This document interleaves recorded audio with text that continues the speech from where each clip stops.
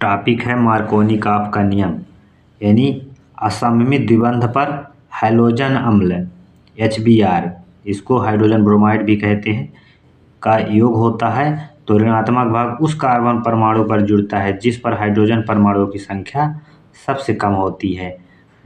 ठीक, जैसे ये प्रोपीन है CH3CH double bond CH2 propene, और इसको 1 प्रोपीन भी बोल सकते हैं, प्लस हाइड्रोजन अम्ल HBr, हाइड्रोजन ब्रोमाइड भी कहते हैं।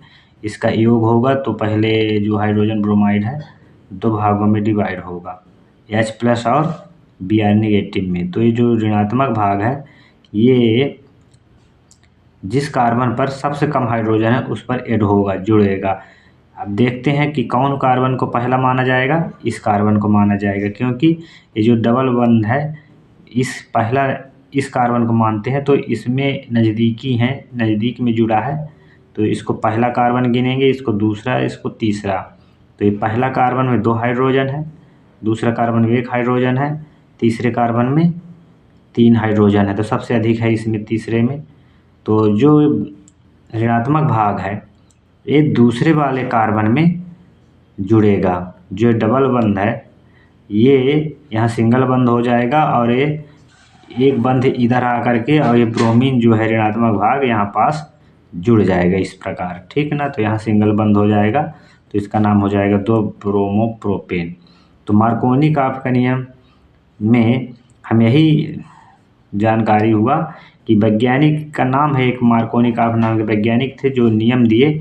उन्होंने क्या नियम दिए कि असममित द्विबंध पर, मतलब द्विबंध पर ये लागू होता है, असममित द्विबंध पर हाइड्रोजन अम्ल HBr का योग होता है तो ऋणात्मक भाग उस कार्बन परमाणु पर जुड़ता है जिस पर हाइड्रोजन परमाणु की संख्या सबसे कम होती है। यानी मार्कोनिकॉफ जी बोले कि जो ऋणात्मक भाग है उस कार्बन पर जुड़ेगा जिस पर क्या होता है, हाइड्रोजन परमाणुओं की संख्या सबसे कम है। तो हमें प्रोपीन में ये जो 2 नंबर में कार्बन है इसमें हमें हाइड्रोजन की परमाणुओं की संख्या जो है सबसे कम दिखाई देता है। तो ये जो ऋणात्मक भाग है हाइड्रोजन अम्ल का ऋणात्मक भाग H+ और Br नेगेटिव में जो डिवाइड होगा, ये ब्रोमीन यहाँ पास दूसरे नंबर में ऐड हो जाएगा इस प्रकार।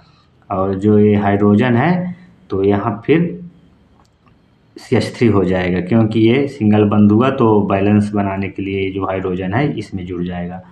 ठीक है ना, तो हमको ऋणात्मक भाग को ध्यान देना है कि उस कार्बन पर जुड़ता है जिस पर हाइड्रोजन परमाणु की संख्या सबसे कम होती है, तो ये इसमें जुड़ जाएगा, और ये H+ CH2 को CH3 जुड़ करके हो जाएगा। ठीक ना, तो आपको समझ में आ गया होगा। ये मोस्ट टॉपिक है और परीक्षा में आने की संभावना प्रबल है।